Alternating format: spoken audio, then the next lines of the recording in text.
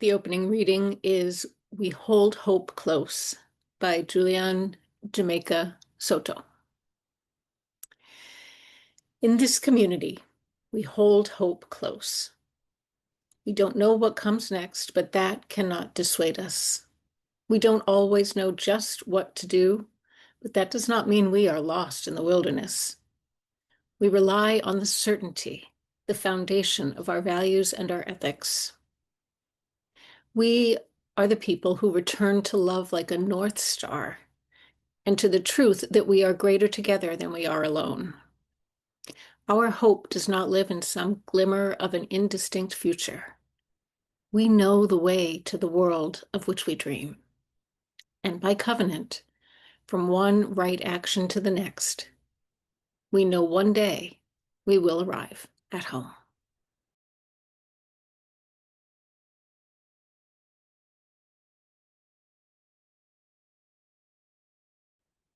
This sermon started with autocorrect. You know, that thing in our phones that thinks it knows better than us what we meant to write and say. Sometimes autocorrect can save us from some embarrassing blunders. But this sermon starts on the day that my autocorrect became a sort of accidental spiritual advisor to me. Let me explain. A few years ago, I was going through a really rough time. And in those hard days, hope felt really, really far away, really hard to believe in, hard to find. Not only could I not feel any sense of it inside myself, but I found it hard to even believe that hope existed out there in the world at all. So that's when I started closing every email that I write with the words, in hope. See, I wanted to believe in hope. I really, really needed it, but I could not quite make that connection. So I made my fingers type it out day after day, email after email, in hope, in hope, in hope. And I think it really did help. Having to type those words every day became a regular practice, a practice of acting as if I still held on to hope until I could go back to inhabiting that space again myself.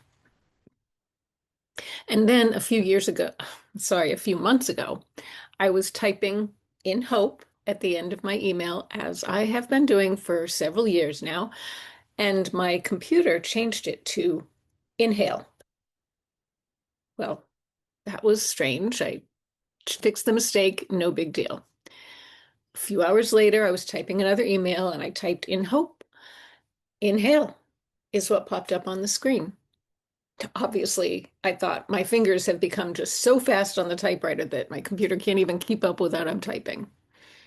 And it went back to normal for a couple, 2, 3 weeks. And then again, I typed in hope. My computer said, inhale. Now, I might not be the sharpest tool in the shed, but it finally dawned on me that maybe, just maybe, I needed to slow down, check myself, and ask, am I breathing?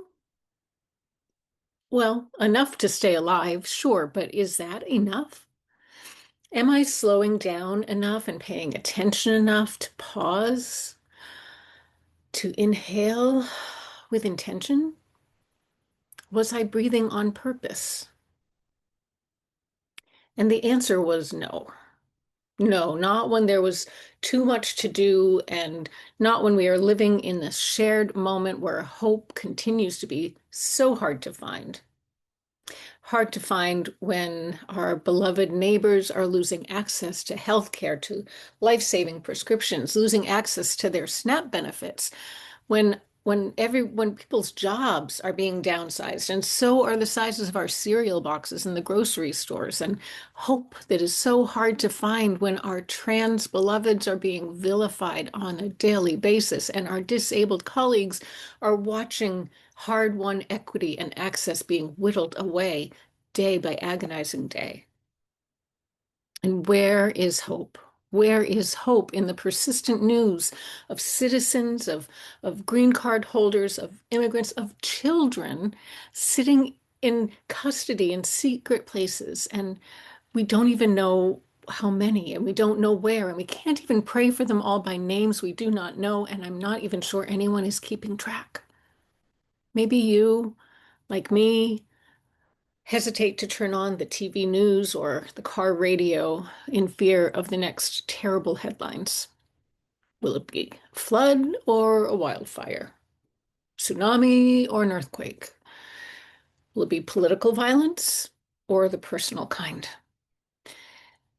Our breaths feel collectively held because it's too much. The world feels like it's too much. How could we possibly be expected to remember to inhale, to breathe on purpose, to breathe in hope? And so today I am grateful to pastime me that started this practice of signing my emails in hope because it reminds me that I have to believe in hope, that it's an act of faith for me to continue to look at for it. There's an American memoirist and podcast host named Glennon Doyle, and she has a word for times such as these that we are living through. She writes, life is freaking brutal. Brutal. She writes in one of her essays a story about when she was moving to a new town and she visited a church for the first time.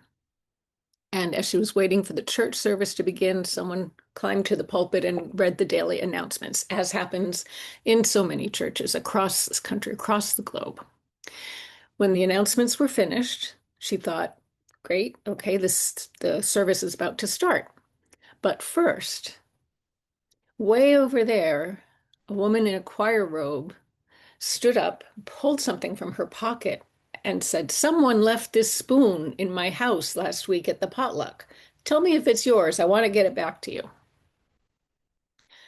Glennon looked around and she sort of expected to see eyes rolling or smirky smiles being exchanged, like, oh, there goes wacky Matilda and her spoons again. But that's not what she saw in that space. She said what she actually saw was everyone smiling earnestly at the choir lady and the spoon. She writes, because they were both theirs, the choir lady and the spoon. And they, the choir lady and the spoon, deserved to be treated with respect. And I thought, oh my, I have much to learn from these people. They know that God is in the details. They know that old ladies and lost spoons are infinitely more important than time. Today, you and I showed up here bringing sacred space to cyberspace in the same way that Glennon Doyle showed up in real life to her church in person. We show up in these spaces in part because life is brutal.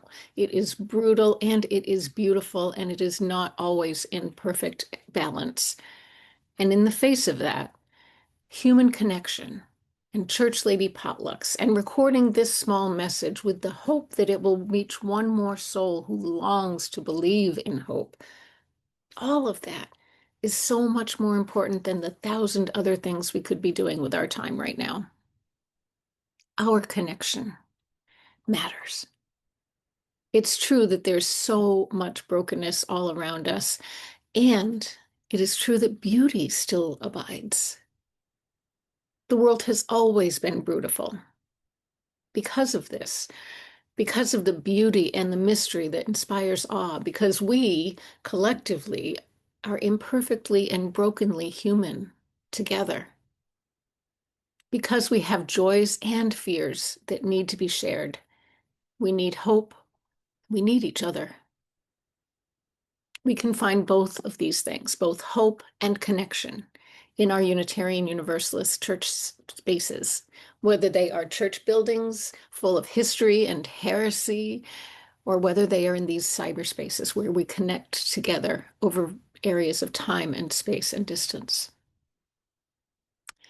We belong to each other.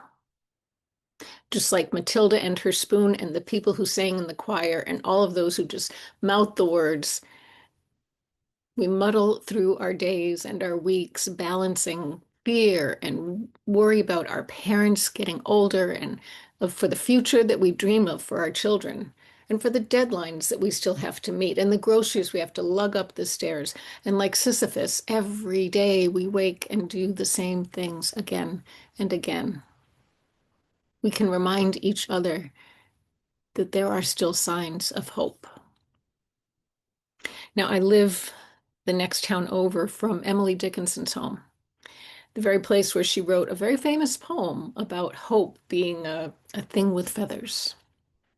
Now, at the risk of committing heresy, which is, given my proximity to her home, I have to confess to you, I really do not like that poem. I do not. That image of hope as a frail, delicate little thing with feathers, that never resonated with me as a description or vision of hope. I gravitate more toward the poem written by Pauline Murray called Dark Testament. Now, if you don't know about Pauline Murray, she was born in 1910. She lived an extraordinary life. Her grandmother had been born in slavery and didn't live to see everything her daughter would accomplish, but well, let me just give you a few highlights of her career. Polly became a feminist and a civil rights activist. She was a memoirist and a lawyer, and not just that, but as a graduate of Howard Law School, she was the only woman in her graduating class, and she was their valedictorian. She also got advanced degrees from Yale and from Berkeley. She wrote a book that Thurgood Marshall himself called his Bible for civil rights lawyers.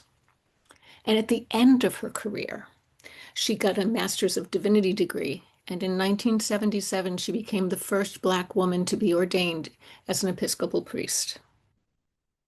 And when I am thinking about hope, I lean not towards delicate birds with feathers. I lean towards the descriptions that she has written in a poem called Dark Testament. And I want to read to you an excerpt from verse 8 of her Dark Testament. Polly Murray writes, "Hope is a crushed stalk clenched between fingers. Hope is a bird's wing broken by a stone. Hope is a word whispered in the wind, a dream of 40 acres and a mule, a cabin of one's own, and a moment to rest. Hope is a song in a weary throat. Give me a song of hope and a world where I can sing it.